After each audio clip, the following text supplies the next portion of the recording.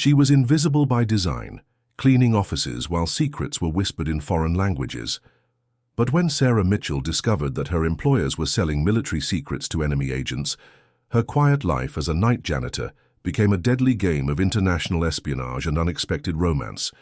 Before we dive into this incredible journey, drop a comment below and let me know where you're watching from, and rate this story from 1 to 10. Enjoy. The elevator doors opened with a soft chime that echoed through the pristine marble lobby of Sterling & Associates International Consulting. Sarah Mitchell stepped out onto the 42nd floor, her worn sneakers silent against the polished Italian marble that gleamed under the warm glow of crystal chandeliers. Even at 11:30 at night, the luxury was overwhelming. Hand-carved mahogany panels lined the walls, and original abstract paintings worth more than her annual salary hung in perfect symmetry. She paused for a moment, as she did every night, to take in the breathtaking view of Manhattan through the floor-to-ceiling windows. The city stretched endlessly before her, a tapestry of lights that twinkled like fallen stars. From this height, she could see the Empire State Building standing proudly in the distance, its tip piercing the night sky, while the Hudson River snaked through the urban landscape like a dark ribbon. "Another night in paradise," she whispered to herself, a bitter smile playing on her lips. Sarah pulled her cleaning cart from the service elevator, its squeaky wheel the only sound disturbing the cathedral-like silence of the office. The cart was loaded with industrial-strength cleaners, microfiber cloths, and a vacuum cleaner that had seen better days, a stark contrast to the opulent surroundings. The office was a masterpiece of interior design. Persian rugs worth tens of thousands of dollars covered strategic areas of the marble floor, while modern Italian furniture created intimate seating arrangements. The conference rooms were enclosed in smart glass that could turn opaque at the touch of a button, and each executive office featured custom-built desks made from reclaimed teak. As she began her nightly routine, Sarah couldn't help but run her fingers along the smooth surface of the reception desk, a single piece of black granite that probably cost more than her rent for 6 months. The receptionist, a perfectly coiffed woman named Jennifer, had made it clear from day one that cleaning staff were to be invisible, arriving after hours and leaving before the real employees showed up. Sarah had been working this shift for 8 months now, ever since she'd lost her job at the translation agency when it downsized. With a degree in linguistics from a state university and fluency in 7 languages, she'd never imagined she'd be emptying trash cans in a corporate tower. But life had a way of humbling even the most prepared. She started with the executive wing, where the real power brokers had their offices. The first office belonged to Victoria Sterling, the chief operating officer, a woman who wore designer suits that cost more than Sarah's car, and treated the cleaning staff like furniture. The office was immaculate, as always, with not a single paper out of place on the glass desk. Abstract art pieces that Sarah recognized from her art history classes adorned the walls, and a collection of crystal awards caught the light from the city below. As she dusted the mahogany bookshelf filled with leather-bound volumes that looked more decorative than functional, Sarah noticed something that made her pause. A small recording device, no bigger than a pen, was tucked behind one of the books. Her heart skipped a beat. In her months of cleaning, she'd never seen this before. She glanced around nervously, even though she knew she was alone. The office felt different tonight, charged with an energy she couldn't quite place. The air conditioning hummed softly, and somewhere in the distance she could hear the faint sounds of late-night New York, car horns, sirens, the endless pulse of a city that never slept. Sarah's mind raced as she continued cleaning, trying to make sense of what she'd seen. She'd always prided herself on being observant, a skill that came from years of studying languages and cultures. Her grandmother used to say that the best way to understand people was to listen, not just to what they said, but to what they didn't say. Moving to the next office, she found herself in the domain of James Morrison, the chief financial officer. His office was even more lavish, with a Persian rug that probably cost more than most people's cars, and a view that overlooked Central Park. The desk was cluttered with financial reports, and Sarah noticed several documents marked with Chinese characters, unusual for a company that primarily dealt with American and European clients. As she emptied the wastebasket, her eyes caught something that made her blood run cold. Crumpled at the bottom were pages covered in what looked like Russian text. Sarah's pulse quickened. She'd studied Russian in college, fascinated by the complexity of the language and its rich literary tradition. Even though the papers were discarded, she could make out enough to understand they weren't ordinary business documents. The words she could decipher sent chills down her spine. Classified, government contract, and transfer of information. Her hands trembled as she continued cleaning, trying to act normal while her mind processed what she'd discovered. The next office belonged to David Williams, the Director of International Relations. The space was decorated with artifacts from around the world, jade sculptures from China, carved masks from Africa, and paintings from South America. But it was the open laptop on his desk that caught her attention. The screen was still on, displaying an email conversation in what appeared to be Mandarin Chinese. Sarah's Mandarin was rusty, but she could make out enough to understand that the conversation was about American defense contracts and sensitive information. Her heart hammered in her chest as she realized she might have stumbled upon something far more serious than office politics. She glanced at her watch. 12:47 a.m. The security guard would make his rounds in about an hour, and she still had 3 floors to clean. But her mind was no longer on her work. Every instinct she'd developed over years of studying international relations was screaming that something was terribly wrong. The final office on her route was the one she'd been both dreading and anticipating, the corner office that belonged to Michael Harrison, the CEO. She'd only seen him a handful of times during her tenure, always from a distance. He was young for a CEO, probably in his early 30s, with an intensity that seemed to radiate from him, even in brief glimpses. His office was a study in controlled elegance. A custom-built desk dominated the space, made from a single piece of walnut that gleamed under the soft lighting. Behind it, a wall of windows offered a panoramic view of the city, while the opposite wall displayed his diplomas from Harvard Business School and various awards from international trade organizations. As she began dusting the furniture, Sarah noticed something that made her pause. Unlike the other offices, this one felt lived in, personal. There were family photos on the desk, Michael with what appeared to be his parents and younger sister, all smiling at some family gathering. A small jade plant sat on the windowsill, carefully tended and vibrant green. But it was the books that truly caught her attention. Unlike the decorative volumes in the other offices, these were clearly read and referenced. Titles on international law, economics, and geopolitics were mixed with novels in both English and other languages. Several books were bookmarked with handwritten notes in the margins. Sarah found herself lingering longer than necessary, dusting the same surfaces twice as she studied the man through his belongings. There was something different about this office, something that suggested its occupant was more than just another corporate executive. As she moved to empty the wastebasket, she noticed something that made her heart stop. At the bottom of the trash can, barely visible beneath other papers, was a torn photograph. She could make out part of a face, a woman with dark hair, and what appeared to be a restaurant in the background. But it was the torn edge that caught her attention. It looked like it had been ripped in anger or frustration. The sound of footsteps in the hallway made her freeze. Her blood turned to ice as she realized someone was approaching. The security guard wasn't due for another hour, and all the employees should have been long gone. Sarah quickly finished emptying the trash and moved toward the door, her heart pounding so loudly she was sure whoever was coming would hear it. She managed to step into the hallway just as a figure rounded the corner. It was Michael Harrison himself, looking exhausted and carrying a leather briefcase. He was wearing a rumpled white shirt with the sleeves rolled up, and his usually perfect hair was disheveled. When he saw her, he stopped abruptly, surprise flickering across his features. "Oh," he said, his voice carrying a slight tiredness that suggested he'd been working late for hours. "I didn't expect anyone to be here." Sarah felt her cheeks burn with embarrassment. In 8 months of working this shift, she'd never encountered any of the executives. She was supposed to be invisible, a ghost who cleaned up after the important people and disappeared before dawn. "I'm sorry, Mr. Harrison," she stammered, gripping the handle of her cleaning cart. "I'm just finishing up. I'll be out of your way in a minute." He studied her for a moment, and she was surprised to see something like curiosity in his dark eyes. "It's late.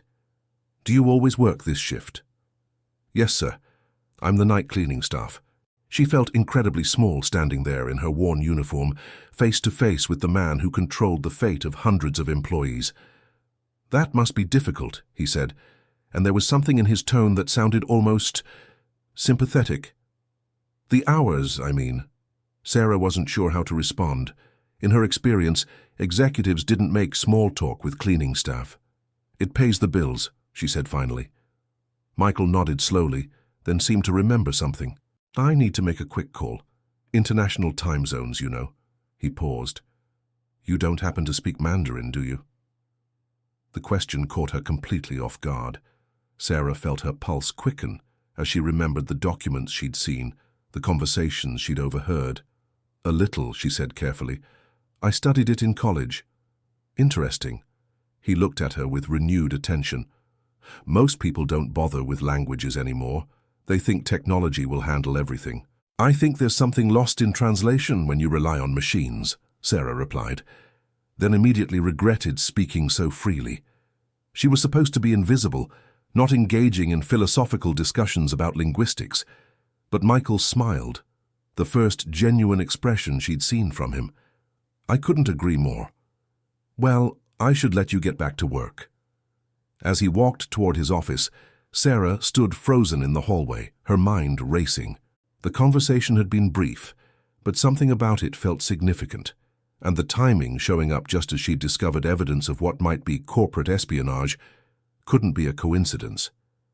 She finished her cleaning in a daze, her thoughts consumed by everything she'd seen and heard. The recording device, the Russian and Chinese documents, the late-night email conversations about defense contracts, and now Michael Chen appearing out of nowhere and asking about her language skills. By the time she reached the lobby, the first hints of dawn were beginning to creep across the Manhattan skyline. The city was starting to wake up, early commuters hurrying to catch the subway, delivery trucks rumbling through the streets, and the inevitable line forming at the food cart on the corner, where she sometimes grabbed breakfast. As she walked toward the subway station, Sarah couldn't shake the feeling that her life was about to change dramatically. She'd stumbled upon something that could be dangerous, something that involved people with power and money, and secrets worth killing for. But she'd also met Michael Harrison, and despite everything she'd discovered, there had been something in his eyes when he looked at her. A recognition, perhaps, that she was more than just another invisible employee. The subway platform was already crowded with early morning commuters, and Sarah found herself wedged between a businessman reading the Wall Street Journal and a young mother trying to keep her toddler from running toward the tracks. The familiar rhythm of the train wheels on the tracks usually lulled her into a peaceful half-sleep on the ride back to her small apartment in Queens. But today, she couldn't rest. Her mind kept replaying the night's events, trying to piece together a puzzle that seemed to grow more complex with each passing hour. She thought about the recording device, the foreign documents, and the way Michael had looked at her, really looked at her, as if seeing her for the first time. As the train pulled into her station, Sarah made a decision that would change everything. She wasn't going to pretend she hadn't seen what she'd seen. She wasn't going to be invisible anymore. The question was, what was she going to do about it? Sarah's small studio apartment in Astoria, Queens, felt even smaller than usual as she paced back and forth across the worn hardwood floor. The morning sun streamed through the single window, casting long shadows across the space she'd called home for the past 3 years. It wasn't much. A Murphy bed that folded into the wall, a kitchenette barely large enough for one person, and a small desk where she kept her laptop and the few books she'd managed to keep after selling most of her possessions. But it was hers, and it was clean, and it was honest work that paid for it. Or at least it had been until last night. She made herself a cup of coffee with the single-serve machine she'd bought second-hand, her hands still trembling slightly from the adrenaline of her discoveries. The rich aroma filled the small space, mixing with the scent of the bodega downstairs that sold the best empanadas in the neighborhood. Normally these familiar smells would comfort her, but today they felt like reminders of a life that might be about to change forever. Sarah sat at her small desk and opened her laptop, the screen casting a blue glow in the dim apartment. She'd been awake for hours, unable to sleep after everything she'd witnessed. The recording device, The foreign documents, the suspicious emails, it all pointed to something far more serious than typical corporate misconduct. She pulled up a search engine and began typing carefully crafted queries about Sterling and Associates. The company had an impressive public face, a sleek website showcasing their international consulting services, press releases about major government contracts, and glowing testimonials from Fortune 500 companies. But Sarah had learned long ago that the most important information was often hidden in plain sight. Her linguistics training had taught her to look for patterns, inconsistencies, and the spaces between words where the real meaning lived. As she dug deeper into the company's background, she found several articles about their recent expansion into international markets, particularly in Eastern Europe and Asia. The timeline was interesting. Most of the expansion had happened in the past 18 months, right around the time several high-profile cyber attacks had targeted American defense contractors. A knock at her door made her jump, spilling coffee across her desk. Sarah's heart hammered as she quickly closed the laptop and grabbed a towel to clean up the mess. She lived in a building where people minded their own business, and unexpected visitors were rare. "Sarah, it's Mr. Rodriguez from downstairs. I need to talk to you." She breathed a sigh of relief. Carlos Rodriguez owned the bodega on the ground floor and had been kind to her since she'd moved in, often setting aside day-old pastries that he claimed were too old to sell, but were perfectly fine to eat. He was one of the few people in the building who knew her name. Sarah opened the door to find the older man standing in the hallway, his usual warm smile replaced by a worried expression. "Carlos, what's wrong?" "Some men came by this morning asking about you," he said quietly, glancing around the hallway nervously. "They said they were from your work, needed to verify your address for payroll. But something felt off about them, you know? They didn't look like payroll people." Sarah's blood ran cold. What did they look like? Two men in expensive suits. Not the kind of suits you wear to work in payroll, the kind you wear when you want to intimidate people. Carlos stepped closer, lowering his voice. "They asked a lot of questions about your schedule, when you come and go, if you have visitors. I told them I mind my own business, but they kept pushing." "What did you tell them?" "Nothing useful. But Sarah, I've seen men like this before back in my country. They're not here to help you." He reached into his pocket and pulled out a small piece of paper. "They left this card, said you should call them." Sarah took the card with shaking hands. It was simple white cardstock with only a phone number printed in black ink. No company name, no logo, nothing to indicate who they represented. "Thank you for warning me," she said, trying to keep her voice steady. "I'll be careful." Carlos nodded and turned to leave, then paused. "My nephew works for a security company. Good people, not like these men. If you need help, you let me know. Okay?" After he left, Sarah double-locked her door and leaned against it, her mind racing. Someone was already investigating her, which meant they knew she'd discovered something important. The question was, who were they working for? She grabbed her phone and dialed the number for Sterling and Associates, asking to speak with the Human Resources Department. After being transferred twice, she finally reached a woman with a nasally voice who seemed annoyed by the interruption. "This is Rachel in HR. How can I help you?" "Hi, this is Sarah Mitchell from the night cleaning crew. I had some men come by my apartment this morning saying they were from payroll, and I wanted to verify—" "Hold on," Rachel interrupted.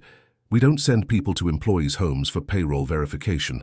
All that's handled electronically or by mail." Sarah's suspicions were confirmed. "So no one from the company would have visited my apartment?" "Absolutely not.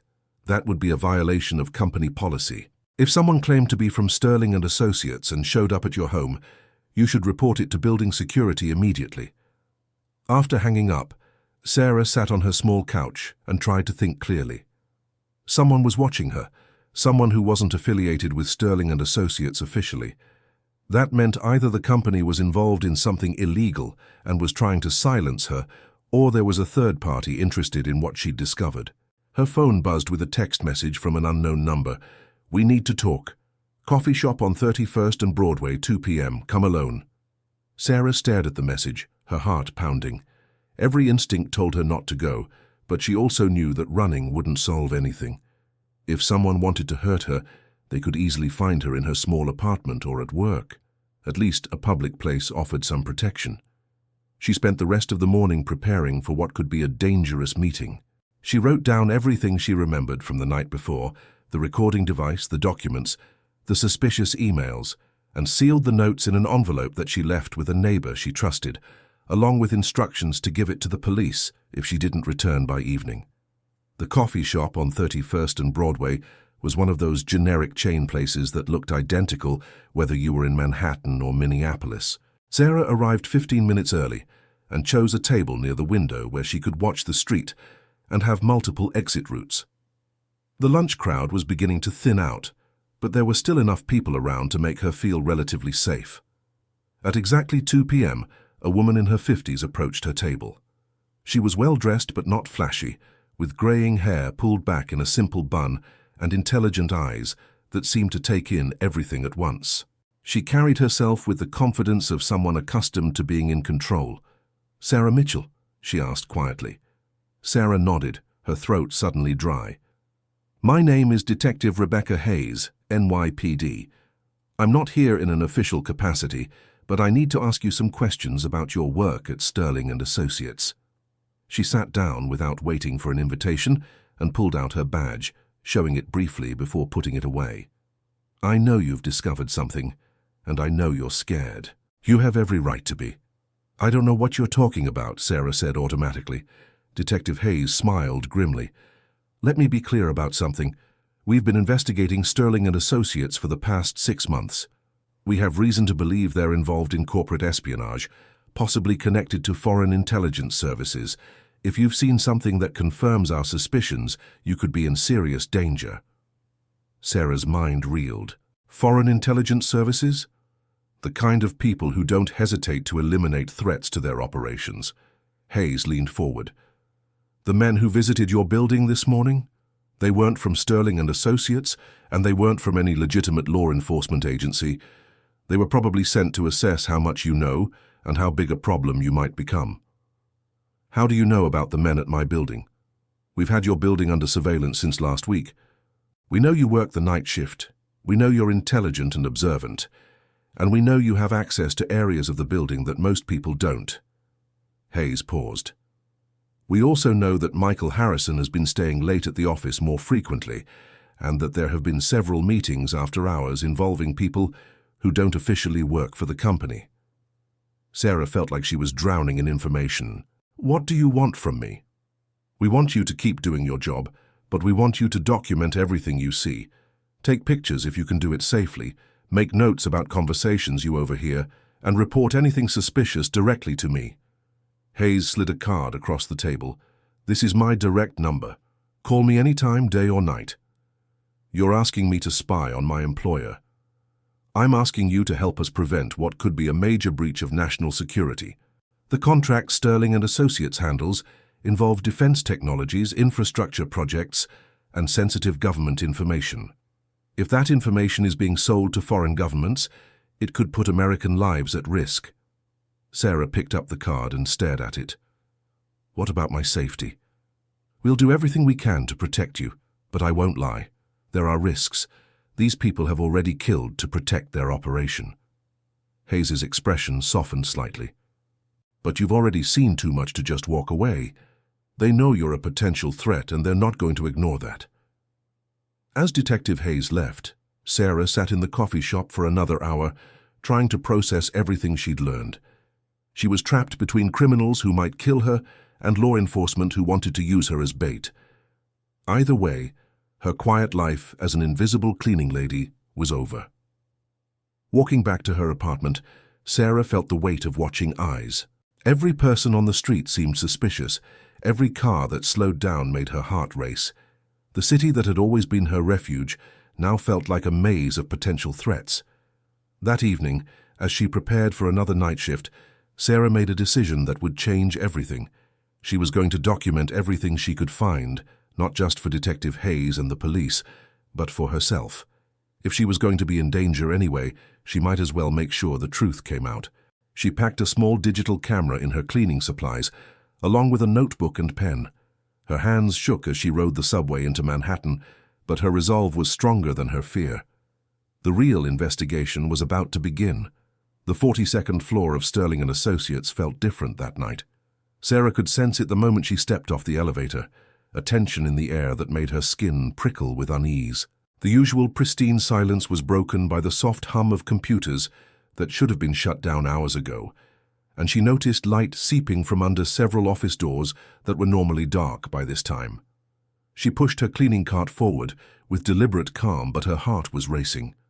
The small digital camera hidden in her supply caddy felt like it weighed 100 pounds, and every shadow seemed to hide potential threats.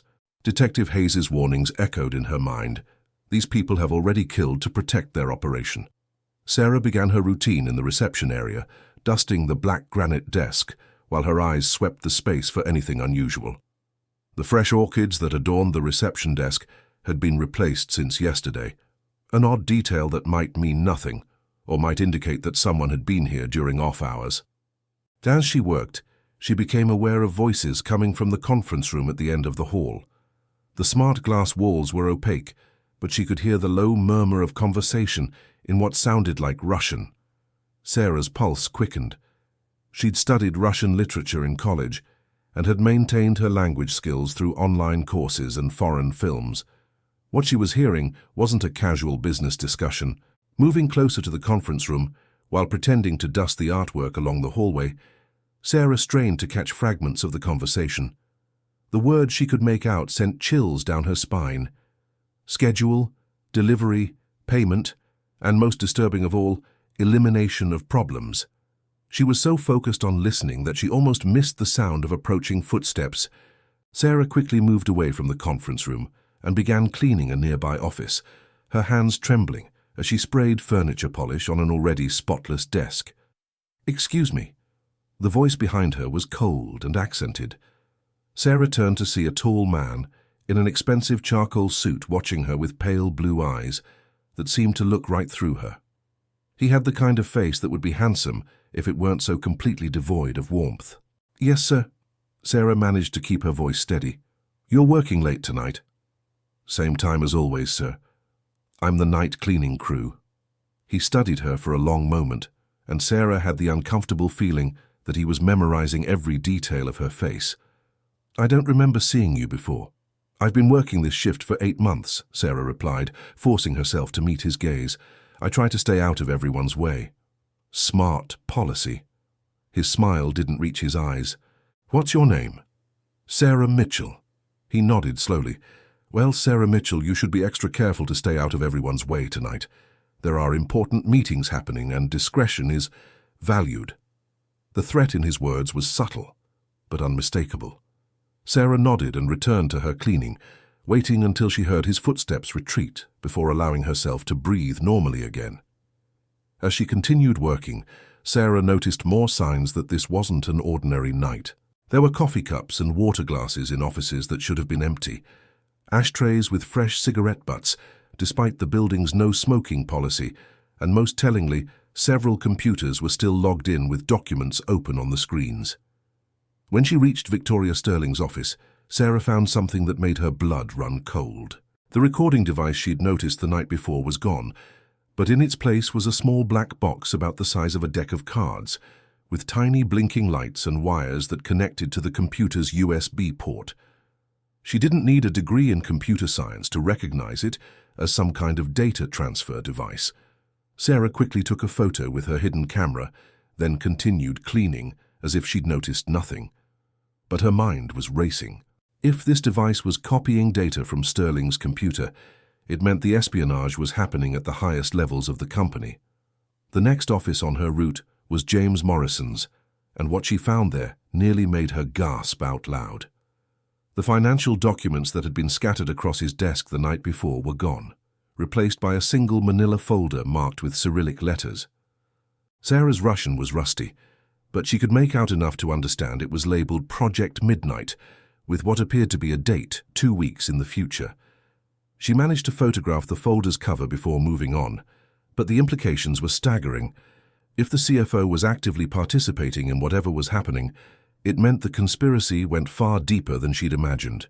David Williams' office was dark and appeared empty, but as Sarah began dusting his desk, she noticed his computer screen was still glowing. The email program was open, and she could see a conversation in Mandarin that appeared to be ongoing. The timestamp showed the last message had been sent just 10 minutes ago. Sarah's Mandarin was better than her Russian, and what she read made her knees weak.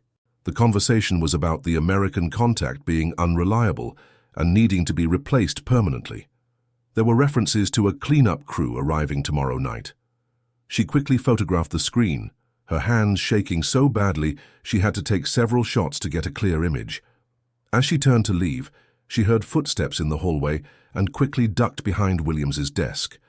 Through the glass wall, she watched as two men in dark suits walked past, speaking in hushed tones. One of them was the man who had confronted her earlier. The other was someone she didn't recognize, older with silver hair and the kind of confidence that suggested he was used to giving orders rather than taking them. "The cleaning woman asks too many questions," she heard the first man say. "Handle it after the transfer is complete," the older man replied. "We can't afford any complications now." Sarah remained hidden until their footsteps faded, then crept out of the office on unsteady legs. Her worst fears were confirmed. They suspected her, and they were planning to handle the problem she represented. As she approached Michael Harrison's corner office, Sarah was surprised to see light coming from under the door. She paused in the hallway, torn between her desperate need to document everything and her fear of being discovered. The conversation she'd overheard suggested that time was running out, both for whatever operation was in progress and for her own safety. She knocked softly on the door, using the pretext of checking if the office needed cleaning. There was a moment of silence. Then she heard Michael's voice call out, "Come in." Sarah opened the door to find Michael sitting at his desk, but he looked nothing like the composed executive she'd encountered the night before. His shirt was wrinkled, his tie was loose, and there were dark circles under his eyes that suggested he hadn't slept in days. More troubling was the expression on his face, a combination of fear, frustration, and something that looked almost like desperation. "Oh," he said, seeming genuinely surprised to see her. "Sarah, right? From last night?" "Yes, Mr. Harrison. I'm sorry to disturb you. I just wanted to check if you needed your office cleaned." Michael looked at her for a long moment, and she could see him weighing something in his mind. Finally, he stood up and walked to the door, closing it behind her. "Can I trust you?" he asked quietly. The question caught Sarah completely off guard. "Sir?" "I'm asking if I can trust you, Sarah Mitchell, from the night cleaning crew who speaks Mandarin and has been working here for 8 months. His voice was barely above a whisper. "Because I think you've seen things tonight that you probably shouldn't have seen, and I think you're smart enough to understand what they mean." Sarah felt like she was standing on the edge of a cliff. Everything depended on her next words. "I think there are people in this building who aren't who they claim to be." Michael's shoulders sagged with what looked like relief. "You have no idea how long I've been waiting for someone to say that." He moved to his desk and pulled out a file folder. "How much did you see?" "Enough to know that you're in trouble, and enough to know that I'm probably in trouble too." "More than you realize." Michael opened the folder and pulled out a photograph. It showed Sarah entering the building the night before, with a timestamp and what appeared to be surveillance notes written in the margins. "They've been watching you since your first week on the job." Sarah stared at the photograph, feeling sick. "Why?" "Because you're not invisible like the rest of the cleaning staff. You notice things, you remember things, and you have skills that most people in your position don't have." Michael sat down heavily in his chair. "They've been using Sterling & Associates as a front for espionage operations for the past year. I've been trying to find evidence to stop them, but they're always one step ahead." "They?" "A combination of people inside the company and foreign operatives. The man you met in the hallway tonight is Viktor Kozlov. He's supposed to be a consultant, but he's actually working for Russian intelligence. There are others, Chinese, North Korean, even some Americans who've been bought and paid for." Sarah felt the weight of Detective Hayes' card in her pocket. "Have you gone to the police?" Michael laughed bitterly. "I've tried, but they're smart. Everything they do has plausible deniability. International consulting firms work with foreign clients all the time. The documents they steal are copied and returned before anyone notices they're missing. And the money trail is so complex that proving it would take years." So what are you going to do? I've been documenting everything, building a case that even they can't explain away. But I'm running out of time. He pulled out another file. There's a major operation planned for tomorrow night. They're going to transfer classified information about American defense contracts to foreign buyers. After that, they'll probably shut down this operation and disappear. And eliminate anyone who might cause problems, Sarah added quietly. Michael nodded grimly. Including me, and definitely including you. Sarah made a decision that would change both their lives. She pulled Detective Hayes' card from her pocket and placed it on Michael's desk. Then maybe it's time we stopped fighting this alone. Michael stared at the card. NYPD. Detective Rebecca Hayes. She told me they've been investigating Sterling and Associates for months. She wants me to document everything I can find. For the first time since she'd entered his office, Michael smiled. Then maybe we have a chance after all. As they began planning their next moves, Sarah realized that everything in her life had led to this moment.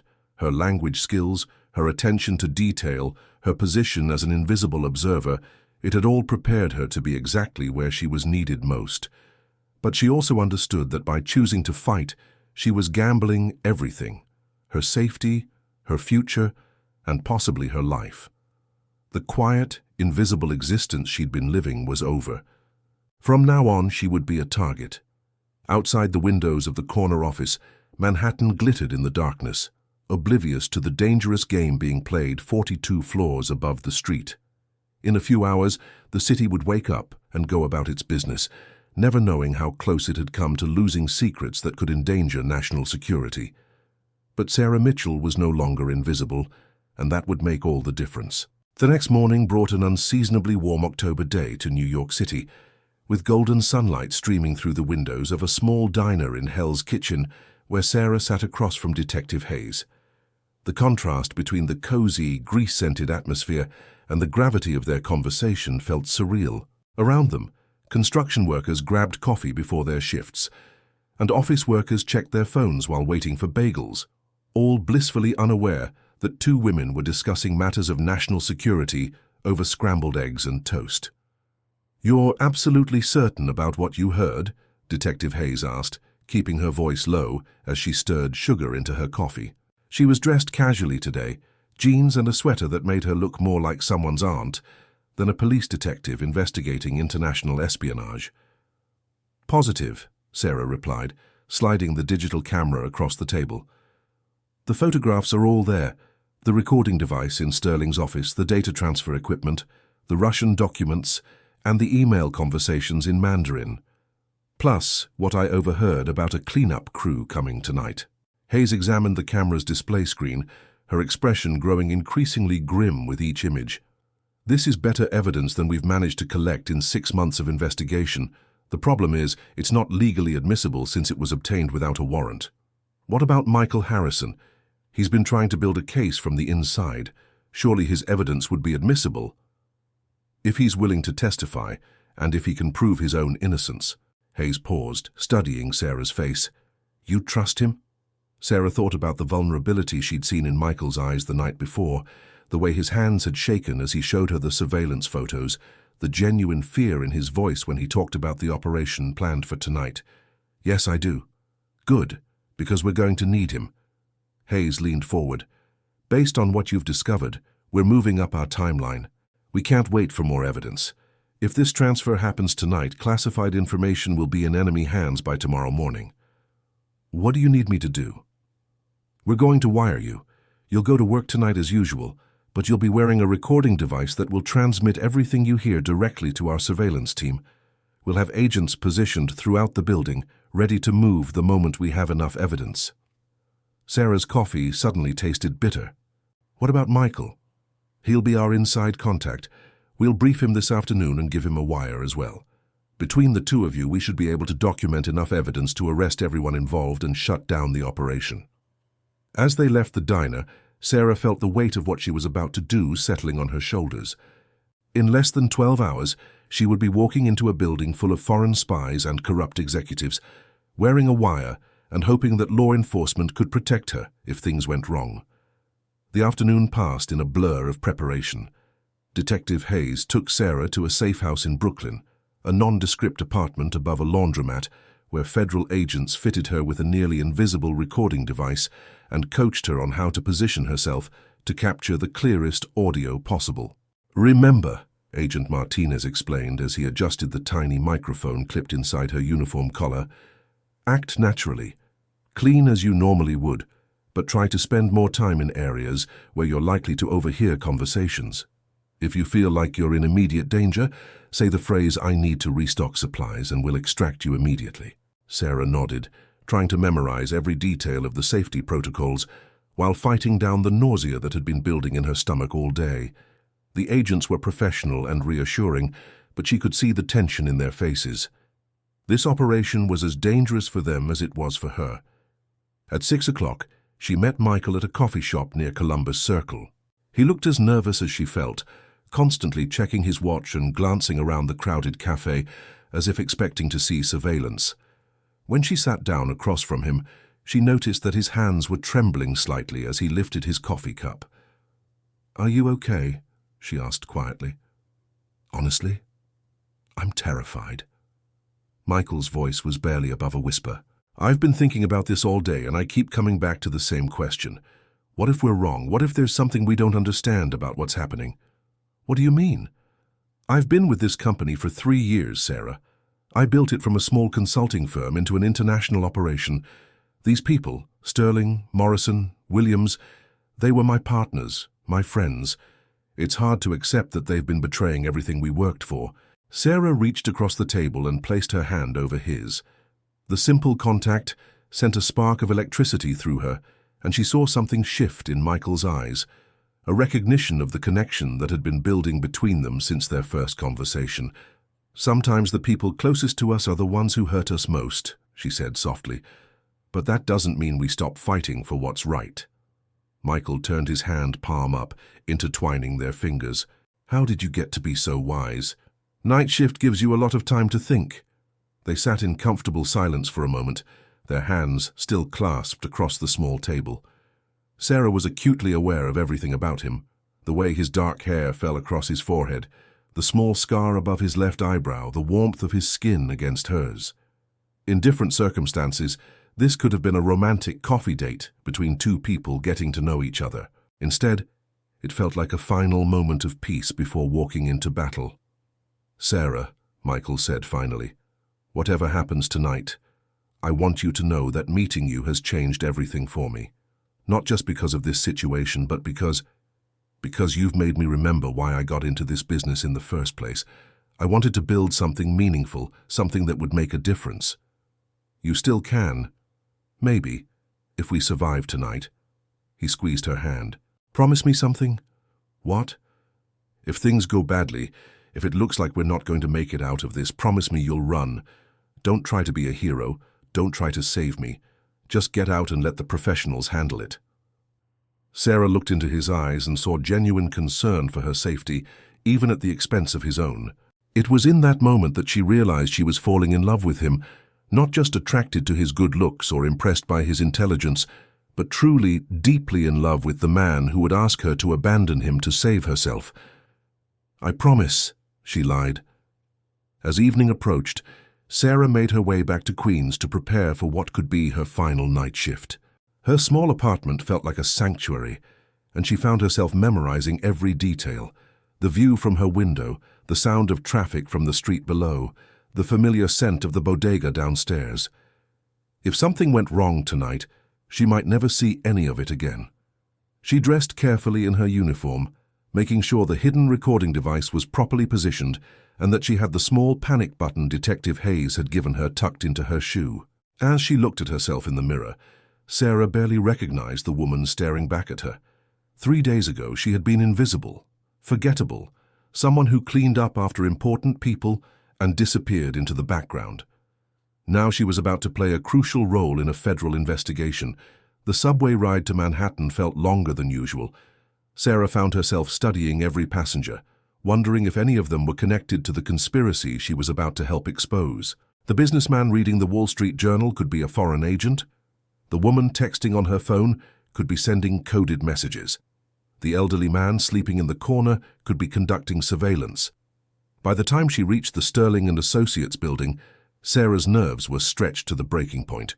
She showed her ID to the security guard, a different man than usual, she noticed, and rode the elevator to the 42nd floor with her heart hammering in her chest.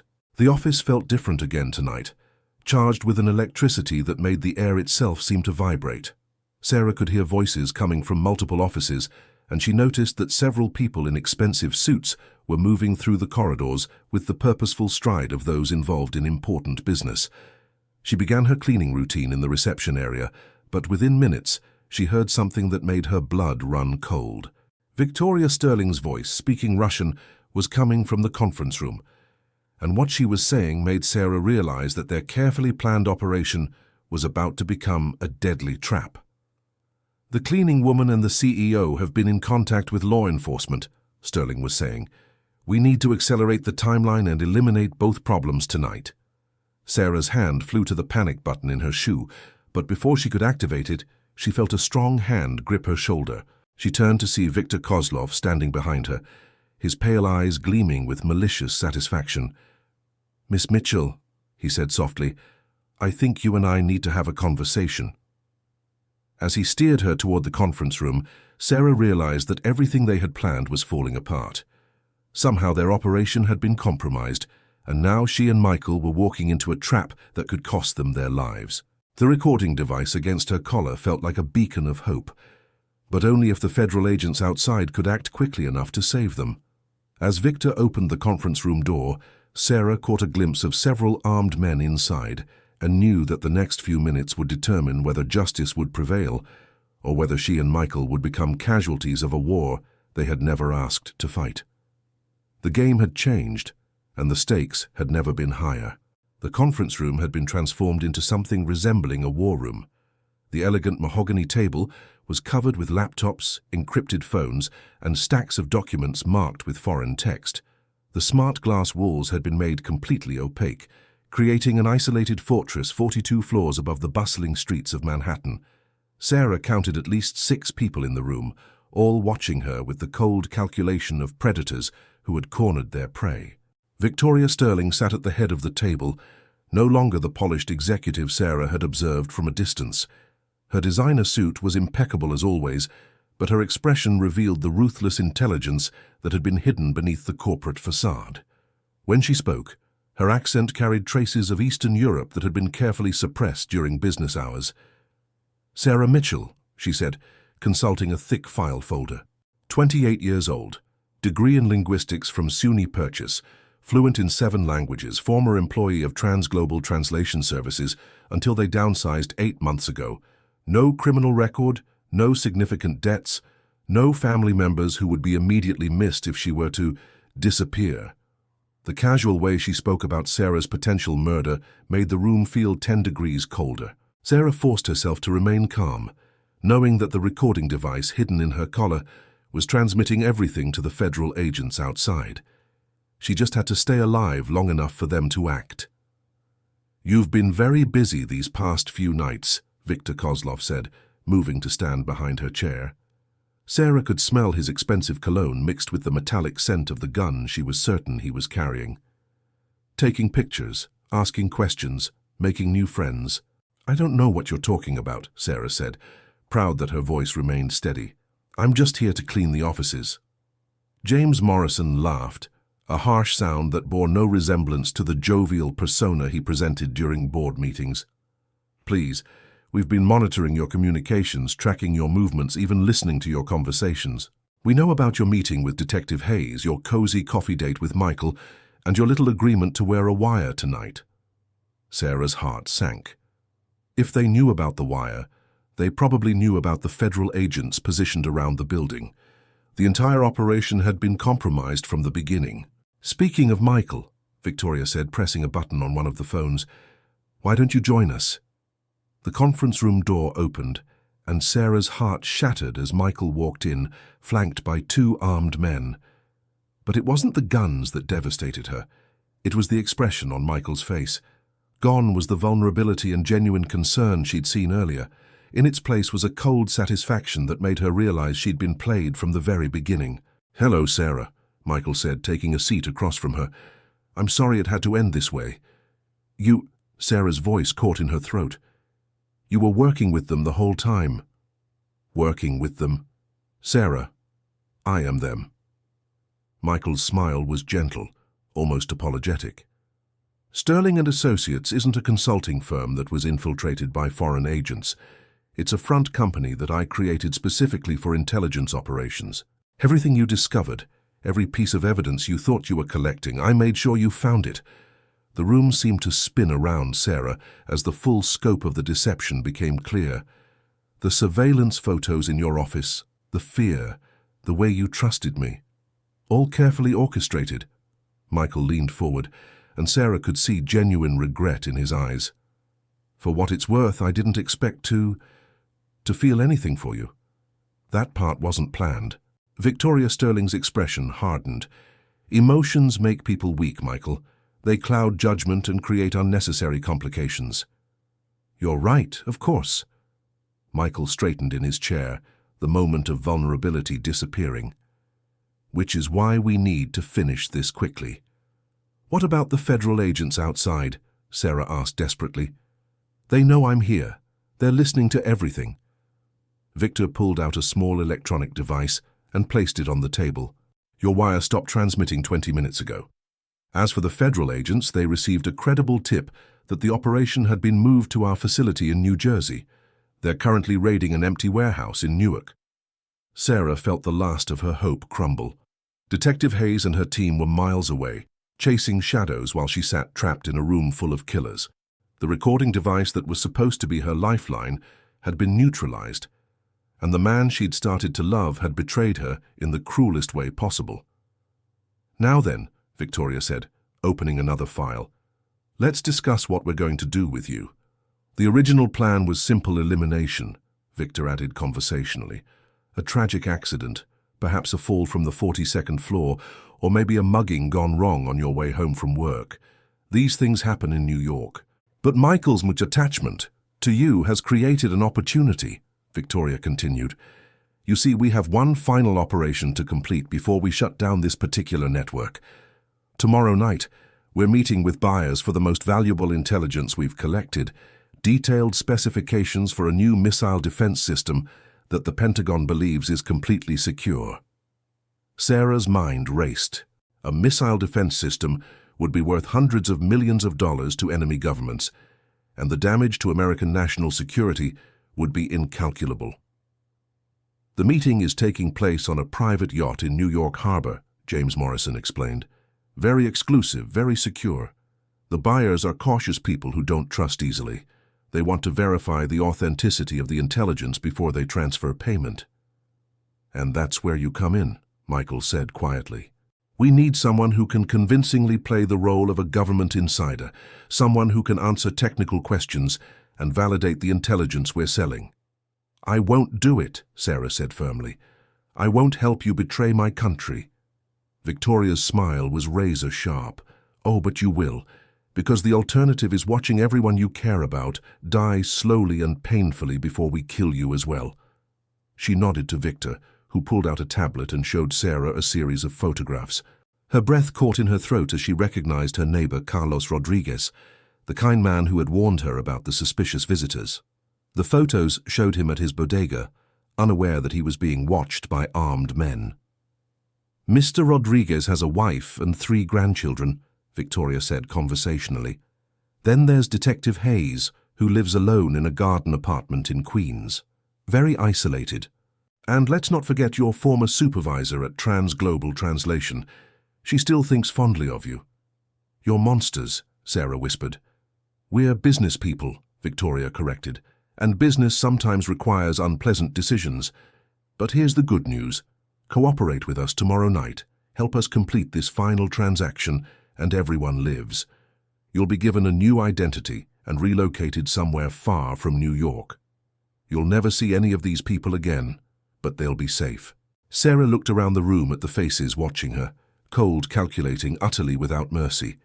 Then her eyes found Michael's, and for just a moment she thought she saw a flicker of the man she'd believed him to be. "What guarantee do I have that you'll keep your word?" she asked. None whatsoever, Victoria admitted cheerfully, but it's the only chance you have to save the people you care about. As Sarah sat in that opulent conference room, surrounded by enemies and betrayed by the man she'd started to love, she realized that her only choice was to play along until she could find a way to turn the tables. The federal agents might be chasing shadows in New Jersey, but Detective Hayes was still out there somewhere.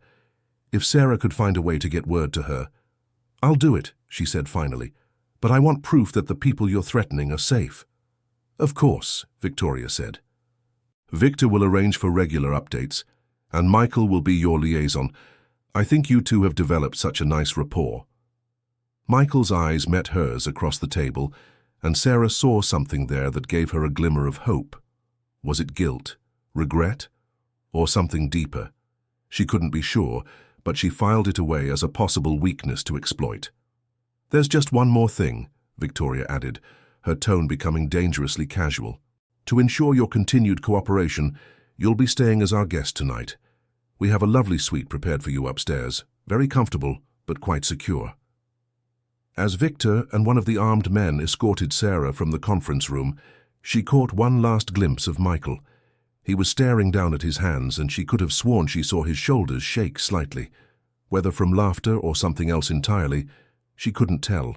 The suite turned out to be a converted office on the 45th floor, with the windows welded shut and a guard posted outside the door. The furniture was expensive, and there was even a small bathroom, but there was no mistaking it for anything other than a luxurious prison cell. As Sarah sat on the leather sofa and looked out at the glittering lights of Manhattan, she tried to process everything that had happened. 3 days ago, her biggest worry had been whether she'd have enough money to pay rent. Now she was a prisoner of international spies, being forced to participate in the sale of military secrets, and the man she'd fallen for had orchestrated the entire nightmare. But Sarah Mitchell had survived poverty, unemployment, and 8 months of being treated as invisible by people who thought they were better than her. She'd learned 7 languages through sheer determination, and she'd built a life for herself in one of the most challenging cities in the world. She wasn't going to give up now. As she began to examine every inch of her prison, looking for weaknesses and escape routes, Sarah started planning her counterattack. Victoria Sterling and her associates might think they'd won, but they'd made one crucial mistake. They'd underestimated the quiet woman who cleaned their offices and listened to their secrets, and that mistake was going to cost them everything. Outside her window, the city that never slept continued its endless dance of lights and shadows, unaware that somewhere in its maze of steel and glass, a battle for national security was about to reach its climax. Sarah pressed her palm against the welded window and made a silent promise to everyone counting on her. She would find a way to stop them, no matter what it cost her. The hours crawled by with agonizing slowness. Sarah had been awake for nearly 36 hours straight, but adrenaline and desperation kept sleep at bay. She'd spent the night methodically examining every inch of her luxurious prison, testing the welded windows, checking the ventilation system, and listening for patterns in the guards' movements outside her door. The office-turned cell was on the 45th floor, 3 levels above Sterling and Associates' main offices. Through the reinforced windows, Sarah could see the morning sun painting the East River in shades of gold and orange. Somewhere down there, Detective Hayes was probably realizing that the raid in Newark had been a diversion. Somewhere down there, Carlos Rodriguez was opening his bodega, unaware that armed men were watching his every move. At exactly 8 a.m., her door opened to reveal Michael carrying a breakfast tray. He looked exhausted, with dark circles under his eyes and stubble shadowing his jaw. The expensive suit from the night before had been replaced with jeans and a simple white shirt that made him look younger, more vulnerable, more like the man she'd thought she was falling in love with. "I brought coffee," he said quietly, setting the tray on the small table near the window. "And bagels from that place on Lexington Avenue that you mentioned liking." Sarah stared at him in disbelief. "You think bringing me breakfast is going to make up for lying to me about everything?" "No." Michael sat down heavily in the chair across from her. "I don't think anything can make up for what I've done to you." "Then why are you here?" "Because Victoria sent me to brief you on tonight's operation, and because—" He paused, running his hands through his hair. Because I needed to see you. Why? So you can lie to me some more? Michael looked up at her, and Sarah was startled to see genuine pain in his eyes. I haven't lied to you about everything, Sarah. When I said that meeting you changed something for me, that was true. Right. The master manipulator developing feelings for his target, how convenient. You don't understand. Michael stood up and began pacing the small space. This wasn't supposed to happen. You were supposed to be a simple surveillance asset, someone who could provide us with information about federal investigations while remaining completely unaware of what she was doing. Sarah felt a chill run down her spine. What do you mean? The night shift position. It wasn't posted publicly and you weren't randomly selected for an interview. We arranged for you to lose your job at Transglobal Translation, then made sure you'd apply for the cleaning position here. The coffee in Sarah's mouth suddenly tasted like ash. You destroyed my life so you could use me as a spy? Victoria's idea. She researched dozens of potential candidates, people with language skills who were desperate enough to take any job, but intelligent enough to be useful. You were perfect. Too perfect. Sarah set down her coffee cup with shaking hands. Every aspect of her life for the past 8 months had been a lie, carefully orchestrated by people who saw her as nothing more than a tool to be used and discarded. The federal investigation, she said slowly. Detective Hayes, the surveillance, was any of that real? Oh, it's real. The FBI has been trying to penetrate our operation for over a year. Hayes is one of their best agents, and she genuinely believes she can stop us. Michael's smile was bitter. What she doesn't know is that we've been feeding her information through carefully placed sources, leading her on a chase that will always be one step behind the truth. And me? Was I supposed to be another source? You were supposed to be our early warning system.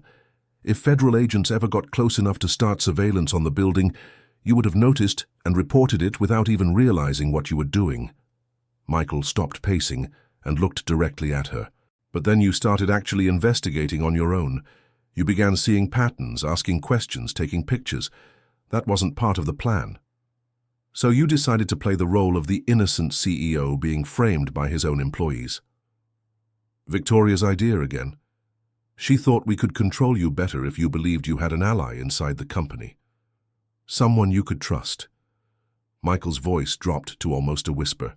What she didn't anticipate was that I would start believing the role myself. Sarah studied his face, looking for any sign that this was just another layer of manipulation. What do you mean? I mean that pretending to be the man you thought I was made me remember who I used to be. Before the money, before the power, before I started believing that the ends always justify the means. He sat back down and leaned forward, his elbows on his knees. My father was a high school teacher, Sarah. He taught history and coached the debate team. He used to say that a person's character wasn't defined by what they did when everyone was watching, but by what they did when they thought no one would ever know. What happened to that man? He died believing that his son was working for an international consulting firm, helping American companies expand into foreign markets. He never knew that I was actually selling his country's secrets to the highest bidder. Michael's voice cracked slightly. I told myself I was being pragmatic, that nationalism was an outdated concept in a global economy, but the truth is, I was just greedy. Sarah felt something shift inside her chest, not forgiveness, but perhaps the beginning of understanding. And now? Now I've spent 2 days watching you risk everything to do what's right, and I can't pretend anymore that what we're doing is justifiable. Michael reached across the table and placed his hand palm up between them. I can't undo what I've done, Sarah, but I can try to stop it from getting worse. Sarah looked down at his outstretched hand. Every rational part of her mind screamed not to trust him, that this could be another manipulation, another layer of lies designed to make her compliant. But there was something in his voice, a rawness that felt genuine. What are you saying? I'm saying that tonight, when we're on that yacht in New York Harbor, I'm going to help you stop the sale. We're going to find a way to signal the authorities and shut down the entire operation. Victoria will kill us both. Probably, but at least we'll die knowing we tried to do the right thing. Sarah stared at him for a long moment, weighing her options. She could refuse to trust him and spend the rest of her short life fighting alone against impossible odds. Or she could take a chance on the possibility that the man she'd glimpsed beneath the lies was real. "There's something else," Michael said quietly.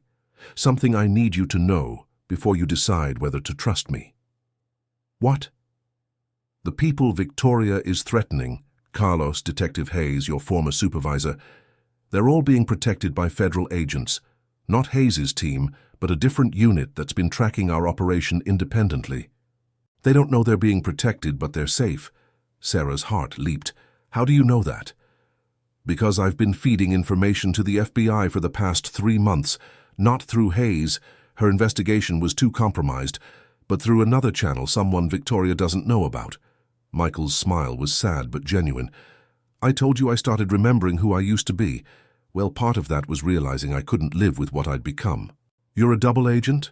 "A very bad one, apparently, since Victoria figured out that someone was leaking information. She just doesn't know it's me." He leaned back in his chair. "Tonight's sale is my last chance to get evidence that will put all of them away permanently. But I can't do it alone." Sarah felt hope stirring in her chest for the first time since she'd been captured. "What do you need me to do?" "Exactly what Victoria expects you to do. Play the role of a government insider validating the intelligence we're selling. But while you're doing that, you'll actually be creating a record of the entire transaction that can be used as evidence." "How?" Michael reached into his pocket and pulled out what looked like an ordinary pen. "This is a recording device that can't be detected by standard security sweeps. It will capture everything, audio, video, and GPS coordinates. All you have to do is keep it with you during the meeting." Sarah took the pen, marveling at how normal it looked. "And after we have the evidence, we signal the Coast Guard. They'll board the yacht and arrest everyone involved." Michael's expression grew serious. "But Sarah, you need to understand, once we start this, there's no going back. If Victoria suspects what we're doing, she won't hesitate to kill us both." "I understand." Sarah stood up and walked to the window, looking out at the city spread below them. "Michael?" "Yes?"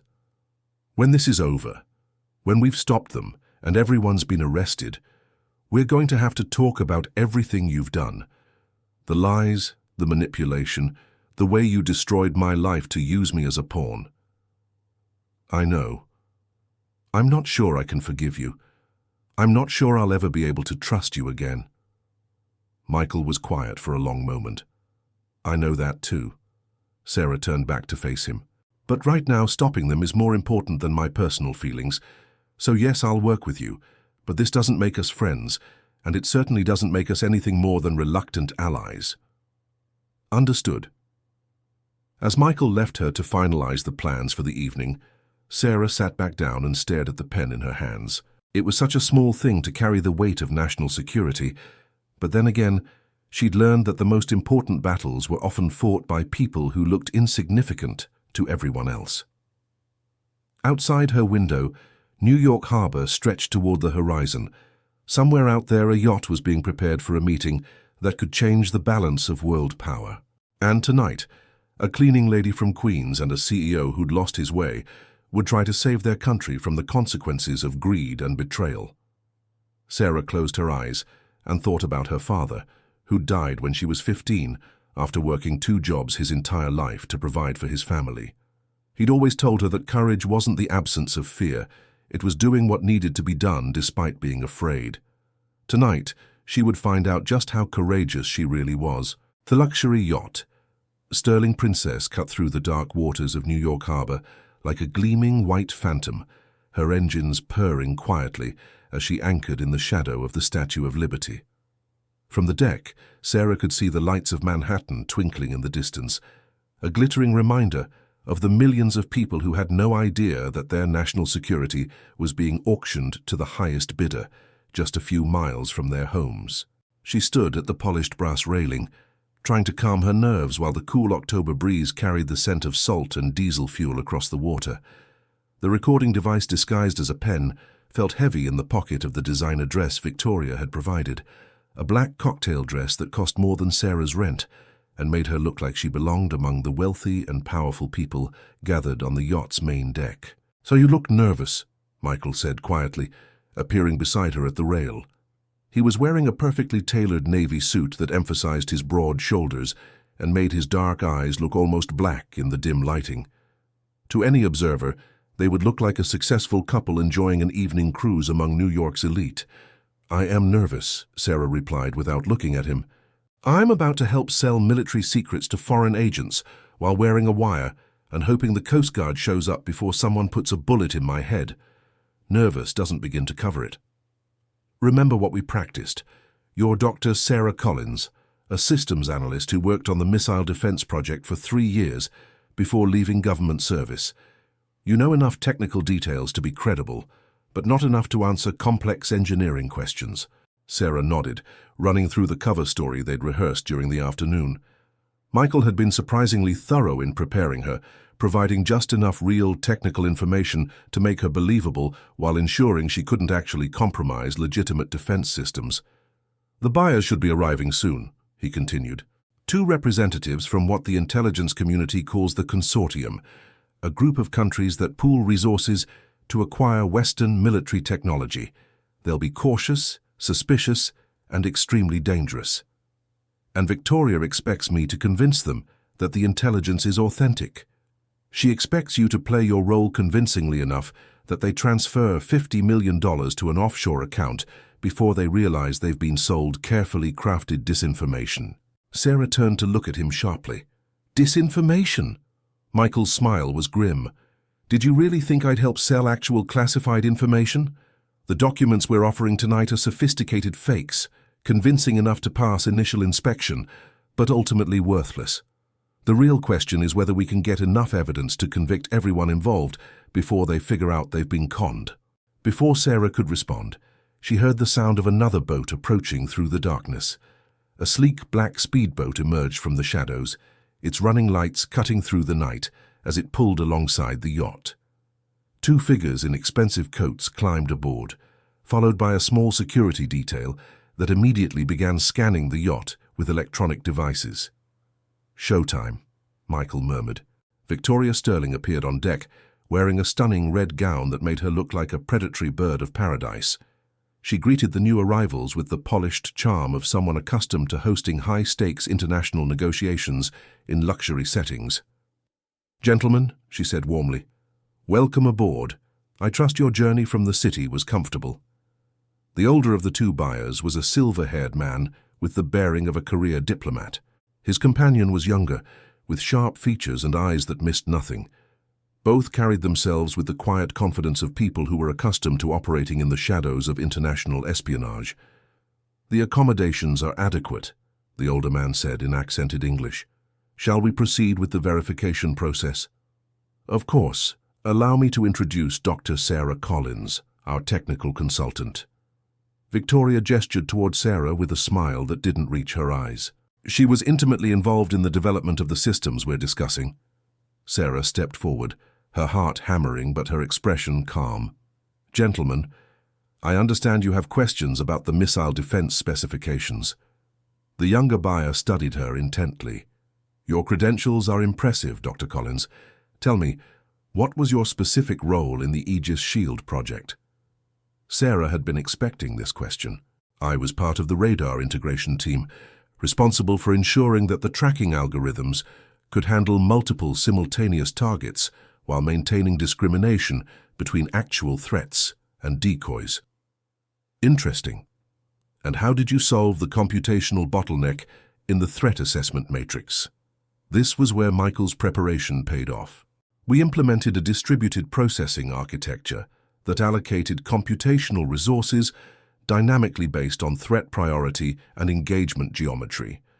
The key breakthrough was developing algorithms that could predict target behavior patterns and pre-position resources accordingly."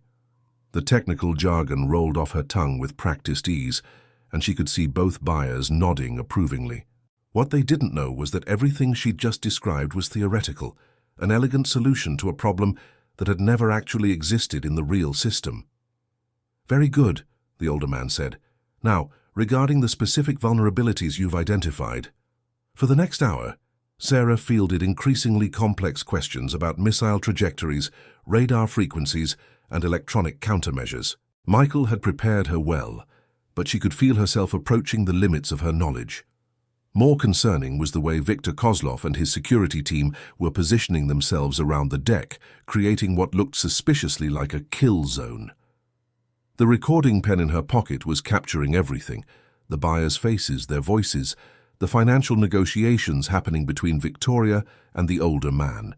But Sarah was beginning to realize that getting the evidence was only half the battle. They still had to survive long enough to deliver it to the authorities. "The documentation appears to be authentic," the younger buyer said finally. "We're prepared to transfer the agreed-upon sum." "Excellent," Victoria replied. "Victor, if you would verify the account information." As Victor moved to check his encrypted phone, Sarah caught Michael's eye. He gave her an almost imperceptible nod, the signal they'd agreed upon. It was time to activate their emergency beacon and alert the Coast Guard. Sarah reached into her purse as if looking for something, but her fingers found the small transmitter Michael had given her. She pressed the hidden button and felt it vibrate once, confirming that the signal had been sent. Somewhere in the darkness, Coast Guard patrol boats should be receiving their coordinates and moving in for the arrest. But as she looked around the yacht, Sarah realized something was wrong.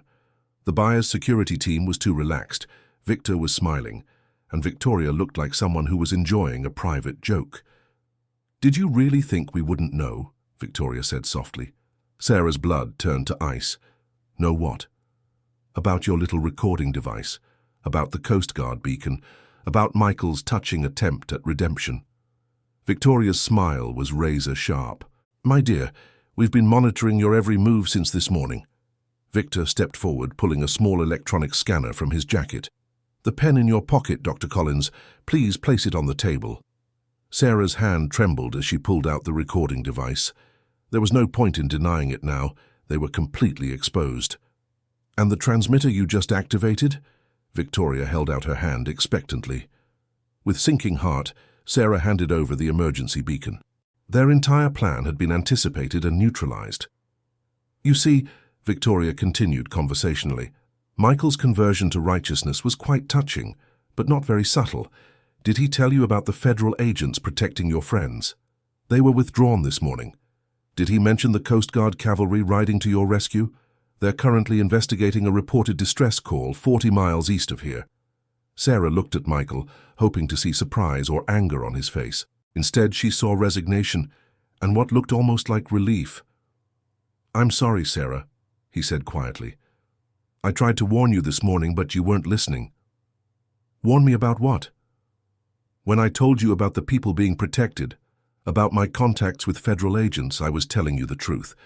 But I was also telling you that Victoria is always 3 steps ahead of everyone else." Michael stepped away from the railing, and Sarah realized with growing horror that he was moving toward Victoria, not away from her. "Michael has been playing a very complex game," Victoria explained, her tone almost maternal. "Feeding information to federal agents, yes, but carefully selected information designed to keep them chasing shadows while we completed our real objectives." "The disinformation you mentioned," Sarah whispered, understanding flooding through her, "was actually quite real. The missile defense specifications you helped authenticate tonight are completely genuine, worth far more than the $50 million we're being paid." Victoria's smile was triumphant. "And you, my dear Dr. Collins, provided the credibility we needed to convince our buyers that they were getting the authentic article." Sarah felt the deck seem to tilt beneath her feet. "You used me to sell real classified information. We used your genuine reactions, your authentic expertise, and your beautiful performance to close the most lucrative deal in the history of industrial espionage." Victoria gestured to Victor, who began moving toward Sarah with obvious intent. "And now, sadly, your usefulness has come to an end." But as Victor reached for his weapon, the night suddenly exploded with light and sound. Powerful searchlights blazed from multiple directions, illuminating the yacht like daylight, while amplified voices shouted commands in English and what sounded like several other languages. "United States Coast Guard, this vessel is surrounded. Cut your engines and prepare to be boarded." Sarah looked around in confusion as patrol boats materialized from the darkness like avenging angels, their spotlights turning the harbor into a theater of war. But what shocked her most was the expression on Michael's face, not surprise or fear, but satisfaction. "I told you Victoria was always 3 steps ahead," he said, raising his voice over the sound of approaching boats. "What I didn't tell you was that I've learned to be 4 steps ahead." As Coast Guard officers rappelled onto the deck and armed agents swarmed up from patrol boats, Sarah realized that the game had one final layer she hadn't anticipated. Michael caught her eye and mouthed 2 words that made her heart race with hope. "Trust me." The night was far from over, and the most dangerous moves were yet to be played. The yacht's pristine deck became a battlefield of shouting voices, blazing searchlights, and the thunder of military boots as Coast Guard officers swarmed aboard with weapons drawn. Sarah found herself pressed against the railing, caught between the chaos of the raid and her desperate need to understand what was really happening. "Everyone on the deck! Hands visible!" The commanding voice belonged to a woman in tactical gear whose face was painted with night camouflage. "This is Agent Rebecca Hayes, Federal Bureau of Investigation." Sarah's heart leaped as she recognized Detective Hayes, but her relief was tempered by confusion. If Hayes was here leading this raid, then who had been the woman she'd met at the coffee shop? And how had the Coast Guard found them when their beacon had supposedly been compromised? Victor Kozlov was already reaching for his weapon when a sniper's bullet shattered the champagne glass in his hand. He froze, blood running down his fingers, as red laser dots appeared on his chest from multiple directions. "I wouldn't," Agent Hayes advised calmly. "We have sharpshooters positioned on 4 boats. Any aggressive movement will be your last." Victoria Sterling stood perfectly still, but her expression had transformed from triumphant to calculating. The older buyer was slowly raising his hands, while his younger companion was speaking rapidly into a concealed microphone in what sounded like Mandarin. "Michael Harrison," Agent Hayes called out, "step away from the civilians." But instead of moving away from Sarah, Michael moved closer, positioning himself between her and Victor's security team. "Agent Hayes, I need you to know that Sarah Mitchell is an innocent victim in this operation. She was coerced into participating and should be considered a protected witness." "Noted," Hayes replied. "Miss Mitchell, please move toward my officers." As Sarah started to step forward, Victoria's voice cut through the chaos like a blade. "I wouldn't be so quick to trust anyone if I were you, my dear. After all, Agent Hayes there isn't exactly who she pretends to be either." Sarah froze. "What do you mean?" Victoria smiled even as federal agents moved to surround her. "Tell her, Rebecca. Tell her about your real employer." Agent Hayes removed her tactical helmet, revealing the same face Sarah remembered from the coffee shop, but with an expression that was far more complex than she'd seen before. "Miss Mitchell, I need you to understand that everything I told you was true. I am FBI and we have been investigating this operation, but the situation is more complicated than I initially indicated." "How complicated?" Sarah demanded. "Sterling and Associates has been under surveillance by multiple agencies, FBI, CIA, Naval Intelligence, and others. What we discovered is that the espionage ring was being operated by a joint task force of foreign intelligence services, but they were selling information to all sides." Michael stepped forward. "They weren't just selling American secrets to foreign governments. They were selling foreign secrets to American buyers, creating a profitable chaos that served no country's interests except their own bank accounts." "Which is where Mr. Harrison's role becomes complex," Agent Hayes continued. "He's been working as a double agent, but not for us. He's been working for the CIA." Sarah felt like the deck was spinning beneath her feet. "The CIA?" "For the past 18 months, Michael confirmed. "I was recruited after the agency became aware of the Sterling operation. My job was to infiltrate the group, gather evidence, and eventually help shut them down." "But I was told you were feeding information to federal agents," Sarah said. "I was. CIA agents are federal agents. I just wasn't working for the same federal agents you thought I was." Michael's expression was pained. "Sarah, I wanted to tell you the truth from the beginning, but operational security demanded that you believe I was just another victim." Victoria laughed, a sound like breaking crystal. "Oh, this is rich. Even now you're all lying to each other." "Michael, darling, why don't you tell them about the real operation?" "Victoria, shut up," Victor growled, blood still dripping from his wounded hand. "Why should I? We're all going to prison anyway. We might as well enjoy watching them realize how thoroughly they've been played." Victoria's eyes glittered with malicious delight.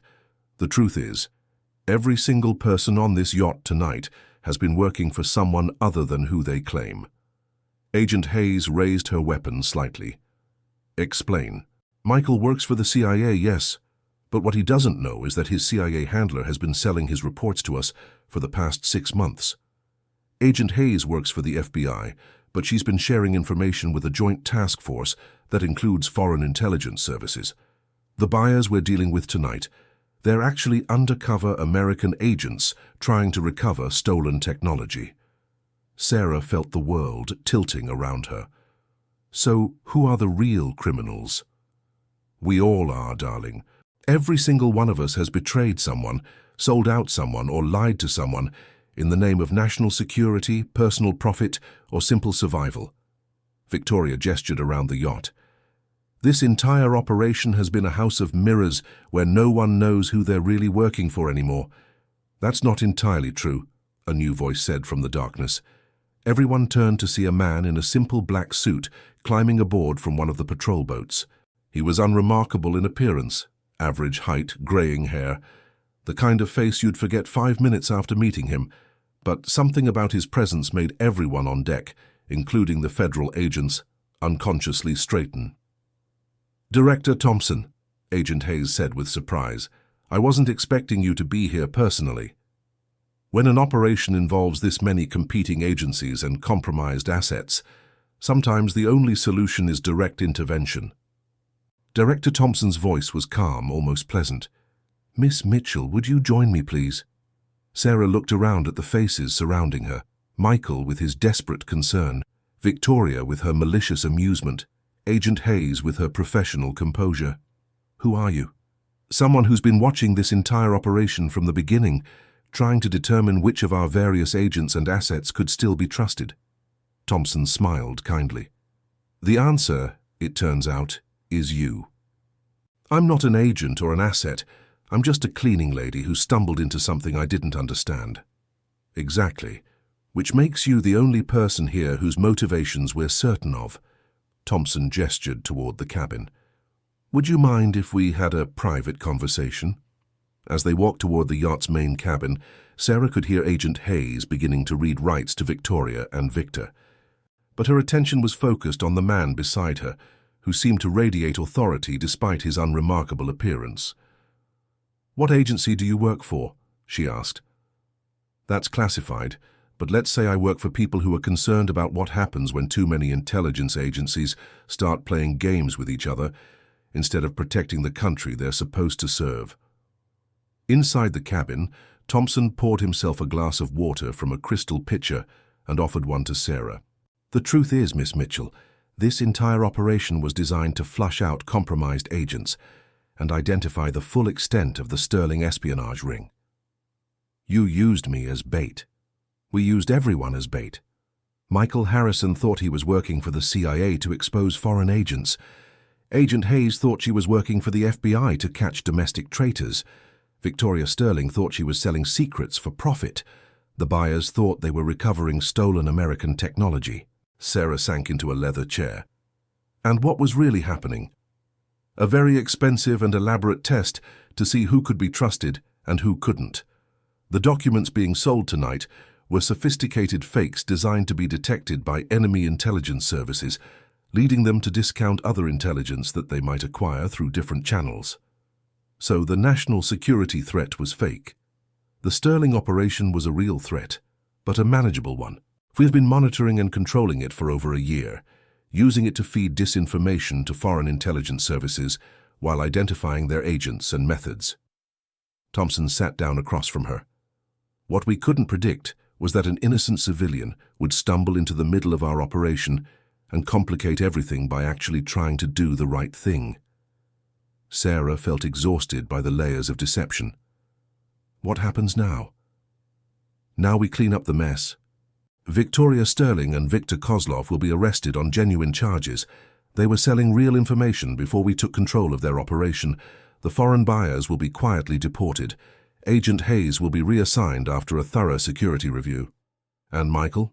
Thompson's expression softened slightly. Mr. Harrison is in a difficult position. He genuinely believed he was working for American intelligence, but his emotional involvement with you compromised his operational security. His CIA handler was feeding information to Sterling's group, which means Michael was unknowingly helping the enemy even while trying to stop them. So he was telling the truth when he said he was trying to do the right thing? Yes, but in the intelligence world, good intentions don't always lead to good outcomes. Thompson leaned forward. However, his willingness to risk everything to protect you suggests that his moral compass is still functioning, which is more than we can say for some of our professional operatives. Sarah stared out the cabin window at the lights of Manhattan. What happens to me? That depends on what you want to happen. We can relocate you, give you a new identity, and ensure that you're never connected to any of this. Or we can offer you a position with our organization. Your language skills, observational abilities, and demonstrated integrity make you exactly the kind of person we need. Working for which agency? Thompson smiled. The one that's supposed to keep all the other agencies honest. As Sarah considered her options, she heard footsteps on the deck above and realized the operation was winding down. Somewhere up there, Michael was probably being debriefed by federal agents, his life as an unwitting double agent coming to an end. The question was whether their connection, built on lies but forged in genuine danger, could survive the truth. "Can I ask you something?" Sarah said. "Of course. This whole elaborate operation, all these months of deception and manipulation, was any of it worth it?" Thompson was quiet for a long moment. "We stopped a real espionage ring, identified several compromised agents, and successfully fed disinformation to multiple foreign intelligence services. From a national security perspective, it was a complete success." "That's not what I asked." "No, it's not." Thompson's expression grew thoughtful. "The truth is, Miss Mitchell, sometimes those of us who work in intelligence forget that the country we're protecting is made up of people like you. People who choose to do the right thing because it's right, not because it serves some larger strategic purpose. Operations like this one remind us why our work matters. Is that a yes or a no?" "It's an acknowledgement that the most important victory tonight wasn't uncovering foreign agents or stopping espionage.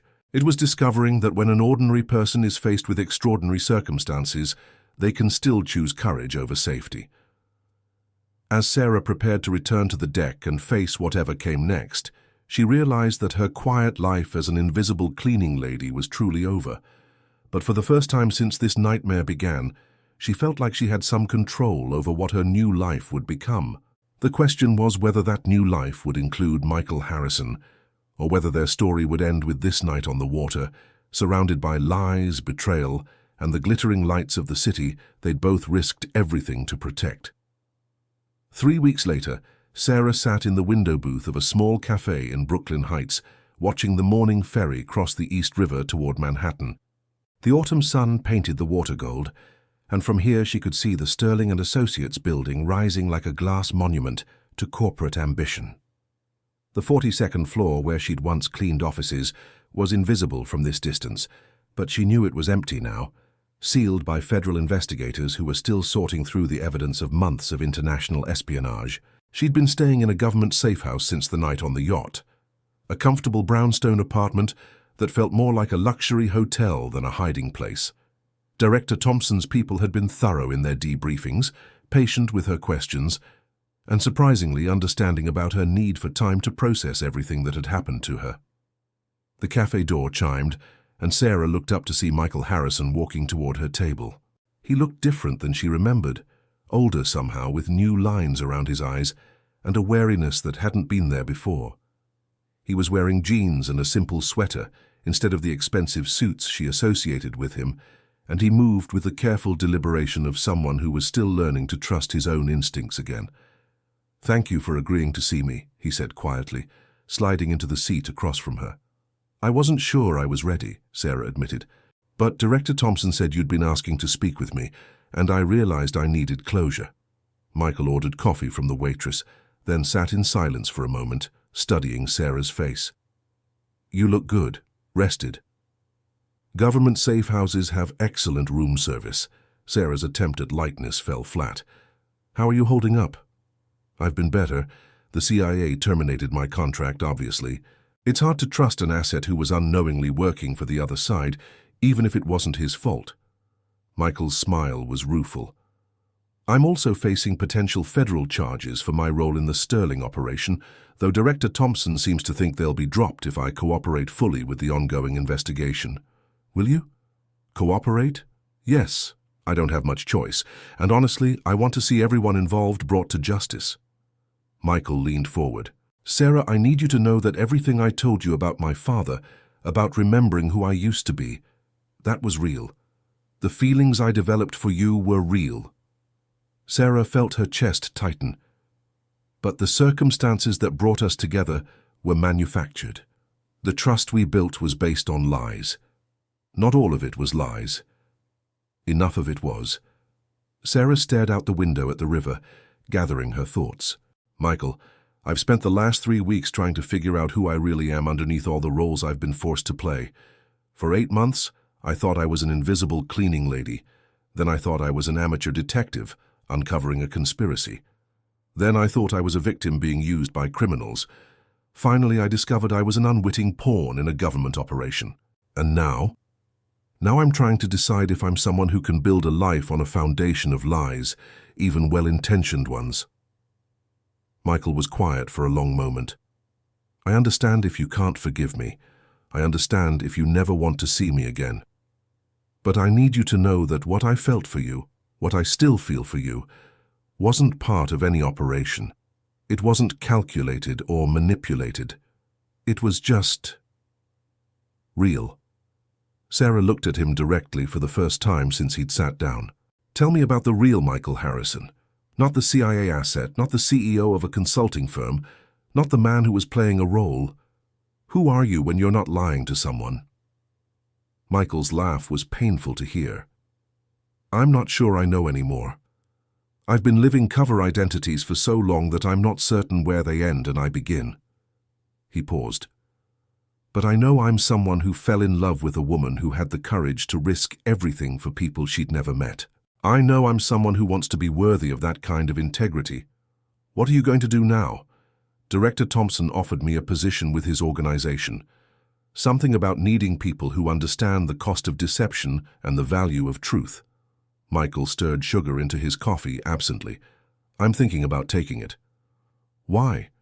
Because maybe I can help prevent other people from going through what we went through, and because, he hesitated, because I'm hoping that someday when I've proven I can be trusted, you might be willing to give us another chance. Sarah felt tears prick at her eyes. Michael, I'm not asking for an answer now, he said quickly. I'm not asking for forgiveness or second chances or anything you're not ready to give. I'm just asking you to know that I'm going to spend however long it takes becoming the man you thought I was when you started to care about me. The cafe fell quiet around them, except for the soft murmur of other conversations and the distant sound of traffic. Sarah watched a seagull land on the windowsill outside, its bright eyes alert and unafraid. Director Thompson offered me a job too, she said finally. Are you going to take it? I don't know. Part of me wants to disappear, start over somewhere far from New York with a new name and a quiet life where no one expects me to be anything more than ordinary. Sarah smiled sadly. But another part of me realizes that I'm not ordinary anymore. I can't go back to being invisible. You were never invisible to me. That's the problem, isn't it? You saw me because you were trained to see me, because I was useful to your operation. How do I know the difference between genuine affection and professional assessment? Michael was quiet for so long that Sarah thought he wasn't going to answer. When he finally spoke, his voice was barely above a whisper. The night you were captured, when Victor was leading you into that conference room, I felt something I'd never felt before in any operation. Pure terror. Not for the mission, not for my cover, not for national security. Terror that something might happen to you and I'd never get the chance to tell you that you'd changed my life. Michael, I broke protocol that night. I sent an unauthorized message to my CIA handler, begging them to extract you before the yacht meeting. When they refused, I contacted Director Thompson's people directly and offered to burn my entire operation if they'd guarantee your safety. Sarah stared at him. You did what?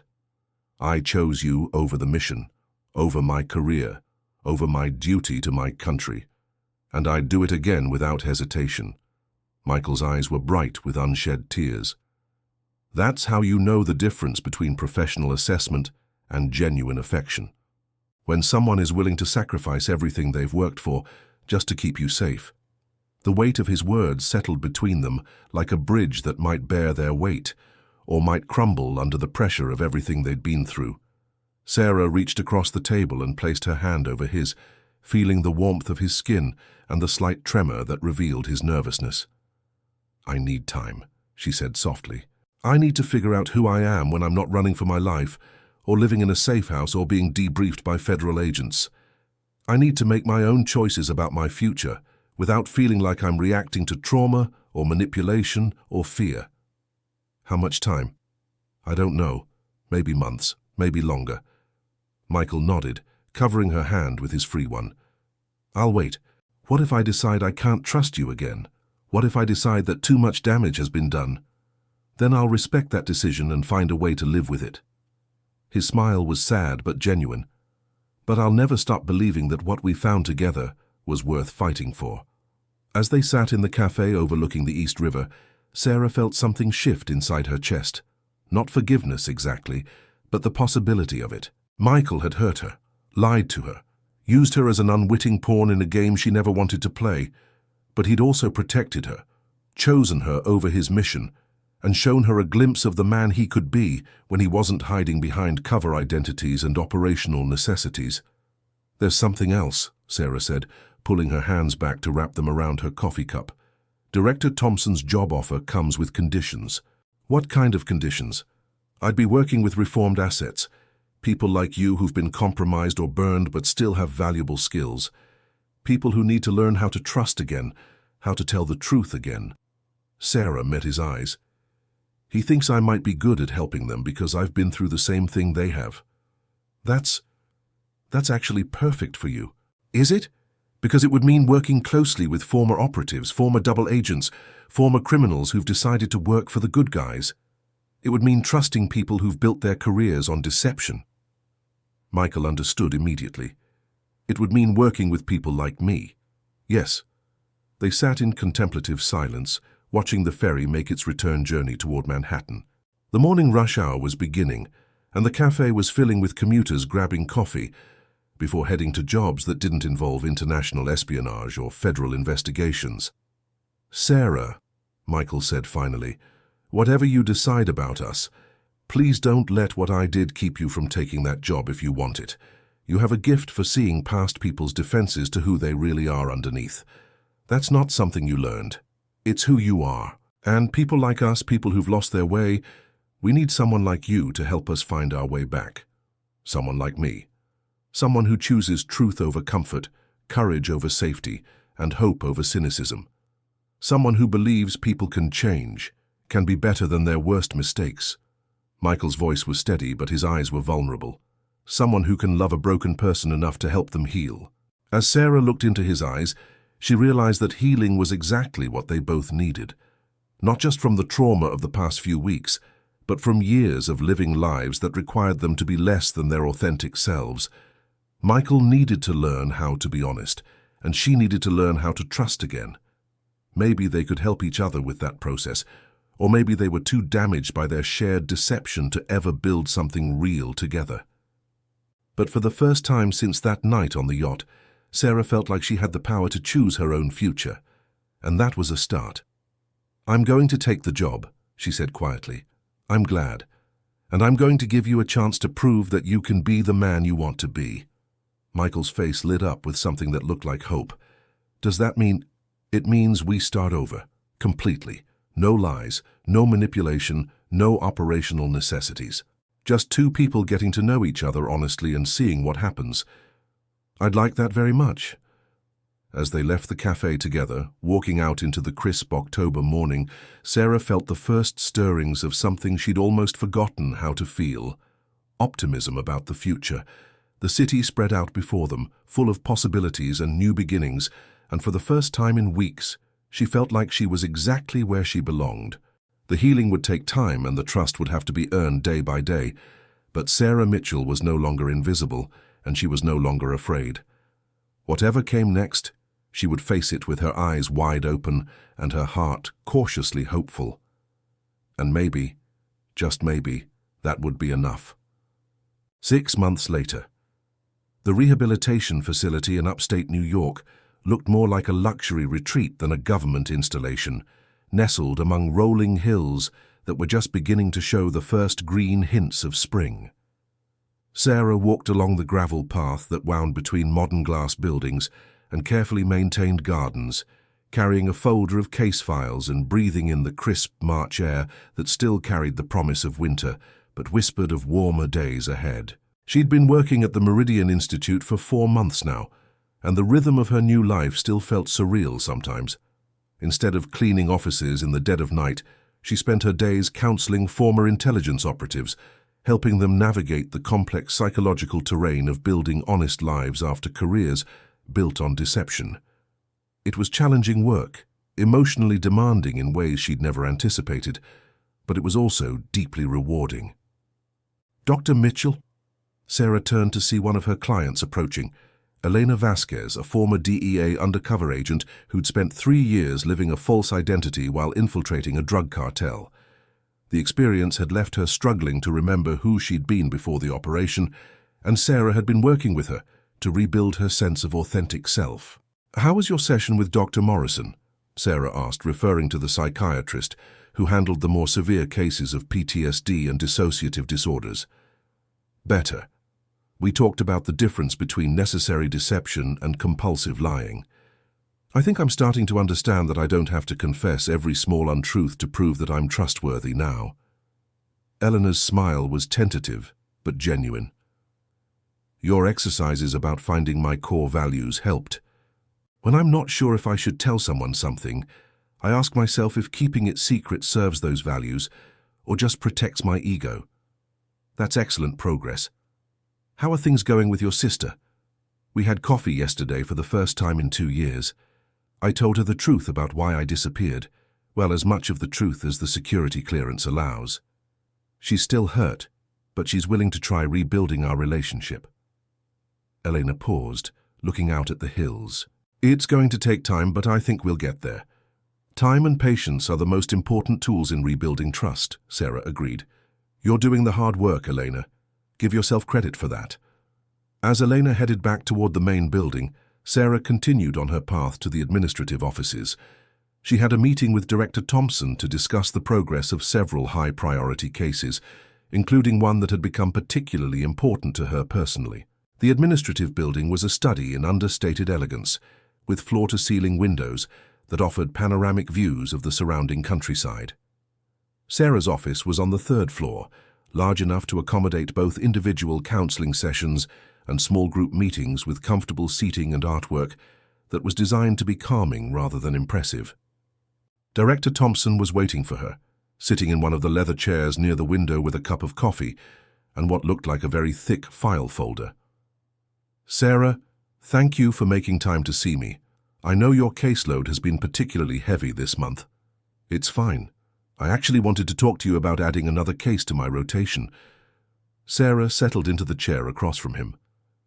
"Michael Harrison." Thompson's eyebrows rose slightly. "You want to take on Mr. Harrison as a client? I know it's unconventional given our personal history, but he's been here for 2 months and he's not making the progress he should be. Dr. Morrison thinks he's holding back in therapy, not engaging fully with the rehabilitation process." "And you think you can help him where others have failed?" Sarah chose her words carefully. "I think he's struggling with guilt and self-worth issues that are preventing him from believing he deserves to be rehabilitated. He's going through the motions because he knows it's required, but he's not actually doing the internal work." "And your personal feelings about Mr. Harrison? They won't interfere with your professional judgment?" It was a fair question, one Sarah had been asking herself for weeks. "I won't lie and say I don't have feelings about what happened between us. But those feelings give me insight into his psychological state that might be valuable. I know how he thinks, how he rationalizes, and what motivates him." Thompson opened the file folder and pulled out several documents.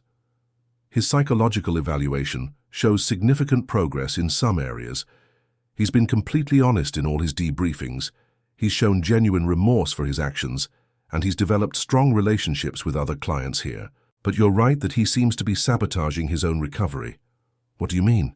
He consistently downplays his own victimization by the CIA handlers who manipulated him. He takes full responsibility for every negative outcome of his operations, even those that were clearly beyond his control. And he's expressed doubts about whether he should be allowed to work in intelligence again, even in a reformed capacity. Sarah nodded. Classic survivor's guilt combined with imposter syndrome. He doesn't believe he deserves redemption, so he's not allowing himself to fully accept it. Precisely. And given that he's one of our most valuable potential assets, his knowledge of international financial networks is unparalleled. His recovery is a priority for the organization. So you're saying yes to my request? I'm saying yes, with conditions. You'll work with him under the supervision of Dr. Morrison, with regular reviews to ensure that your personal history doesn't compromise the therapeutic relationship. And if at any point either of you feels that the dual relationship is counterproductive, we'll reassign him immediately. Sarah felt a flutter of nervousness mixed with anticipation. She hadn't spoken to Michael in over a month, not since he'd started the intensive rehabilitation program. They'd exchanged a few letters, carefully monitored by security, of course, but she'd been deliberately maintaining distance to give them both space to heal independently. When would I start working with him? Today, if you're ready. He's expecting you in conference room B at 2 o'clock. An hour later, Sarah sat in the small conference room, reviewing Michael's file one more time. The psychological profiles, medical records, and progress reports painted a picture of a man who was physically healthy, intellectually engaged, and emotionally struggling. His counselors noted that he was helpful to other clients, participated actively in group sessions, and had shown remarkable honesty about his past actions. But there was a persistent undercurrent of self-punishment that was hindering his progress. At exactly 2 o'clock, Michael knocked on the door and entered when she called for him to come in. He looked healthier than she'd seen him since before the yacht incident. He'd gained back weight he'd lost during the stress of the operation. His color was good, and he moved with the easy confidence of someone who was getting regular exercise and adequate sleep. But when he saw her sitting at the conference table, his expression became guarded. Sarah, Dr. Mitchell. He sat down across from her, maintaining careful distance. I wasn't expecting you to be my new counselor. I requested the assignment. I hope that's acceptable to you. Of course. He paused, searching for words. I'm not sure I'm comfortable talking about my psychological state with someone who was directly hurt by my actions. That's understandable, but it's also exactly the kind of thinking that's keeping you from making progress in your recovery. Michael's head snapped up. Excuse me? You're so focused on protecting other people from the consequences of your past actions that you're not allowing yourself to do the work necessary to ensure you don't repeat them. It's a form of self-sabotage disguised as nobility. I'm not sabotaging anything. I'm being realistic about the damage I've caused. Sarah leaned forward slightly. Michael, what's the difference between taking responsibility for your actions and punishing yourself for them? He started to answer, then stopped. That's not a fair question. Why not? Because you're asking me to separate things that can't be separated. The damage I caused to you, to the people who trusted me, to national security, that's all connected. I can't just decide to feel better about it because it's therapeutically beneficial. I'm not asking you to feel better about it. I'm asking you to understand the difference between learning from your mistakes and using them as an excuse to avoid growth. They sat in silence for a moment, the tension thick between them. Sarah could see the conflict playing out in Michael's expression, the desire to engage honestly warring with his instinct to protect himself from emotional vulnerability. Can I ask you something? He said finally. Of course. Why did you request this assignment, really? Because from where I'm sitting, it looks like you're either trying to help me or punish me, and I can't tell which. Sarah had been expecting this question, but it still caught her off guard. Maybe both. Maybe neither. She closed the file folder and looked directly at him. The truth is, I needed to know if what I felt for you was real or just trauma bonding. I needed to see if I could separate the man who lied to me from the man who protected me. And I'm still figuring that out. But what I do know is that watching you sabotage your own recovery isn't helping either of us move forward. Michael leaned back in his chair, studying her face. You've changed. We both have. You seem stronger, more confident, like you've figured out who you are when you're not reacting to crisis. Sarah smiled slightly. That's the point of this place, isn't it? To help people figure out who they are when they're not living a lie? Is that what you think I'm doing? Living a lie? I think you're living a truth that's incomplete. You're focusing so much on your guilt and shame that you're not acknowledging your courage and growth. You're defining yourself by your worst moment instead of your potential for redemption. Michael was quiet for a long time, his eyes fixed on the window that overlooked the gardens. What if I don't deserve redemption? What if you do? That's not an answer. Neither was your question. Michael, redemption isn't something you earn through suffering. It's something you choose through action. Every day you choose whether to learn from your mistakes or be paralyzed by them. Every day you choose whether to help others or protect yourself.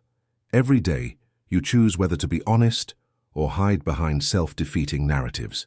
And what if I make the wrong choice? Then you make a different choice the next day. That's what recovery means. It's not a destination you arrive at. It's a direction you keep walking in. As their session continued, Sarah watched Michael gradually let down his guard, engaging with the therapeutic process in a way that his previous counselors had described as elusive. They talked about guilt and forgiveness, about the difference between self-awareness and self-punishment, about the courage required to believe that people could change. When their hour was up, Michael hesitated at the door. Sarah, Dr. Mitchell, can I ask you something personal? What is it? Do you think we'll ever be able to have a relationship that isn't defined by what happened between us during the operation? Not necessarily a romantic relationship, he added quickly, but any kind of authentic connection. Sarah considered the question carefully. I think that depends on whether we can both learn to trust ourselves, our judgment, our feelings, our ability to choose what's best for us. The operation was built on lies and manipulation, but what we're building now is based on honesty and choice. That has to count for something. Does it count for enough? I don't know yet, but I'm willing to find out if you are. As Michael left the conference room, Sarah remained seated at the table, looking out at the gardens where clients were walking the paths, some alone and some in small groups. The rehabilitation process was slow and sometimes painful, but she could see the progress in their body language, the way they held their heads higher, the way they made eye contact, the way they moved through the world with growing confidence in their own worth. 6 months ago, she'd been an invisible cleaning lady whose biggest concern was paying rent. Now she was helping some of the most psychologically complex individuals in the intelligence community rebuild their lives and their sense of purpose. The transformation seemed impossible, but it had happened one choice at a time, one honest conversation at a time, one moment of courage at a time. Her phone buzzed with a text message. It was from Carlos Rodriguez, the bodega owner who'd become an unexpected friend during her months in protective custody. Mija, I saved you some of those pastries you like. Come by this weekend if you can. Sarah smiled, thinking about the life she was building. Her work at the Institute, her growing friendships with colleagues and former clients, the possibility of something real with Michael if they could both learn to trust again. It wasn't the life she'd planned, but it was honest and meaningful and entirely her own choice. Outside the window, the sun was beginning to set behind the hills, painting the sky in shades of pink and gold. Somewhere in the building, Michael was probably processing their conversation, wrestling with questions about guilt and redemption that didn't have easy answers. Somewhere in the city, Eleanor was having dinner with her sister, slowly rebuilding a relationship that had been damaged by necessary lies. And somewhere in the complex machinery of national security, Director Thompson was reading reports about reformed assets who were learning to serve their country without sacrificing their souls. Sarah gathered her files and headed toward her office, thinking about the cases she would review tonight and the sessions she had scheduled for tomorrow. The work was never finished, but that was okay. The most important things in life, trust, love, redemption, hope, weren't destinations you arrived at once and then possessed forever. They were directions you chose to walk in, day after day, choice by choice. As she walked down the hallway, Sarah heard the sound of laughter coming from one of the group therapy rooms, and she smiled. Laughter was a good sign. It meant people were beginning to remember that healing didn't have to be grim, that joy was possible even after betrayal, that the future could be brighter than the past. For the first time in months, Sarah Mitchell felt genuinely optimistic about tomorrow, and that, she thought, was the best possible place to begin again.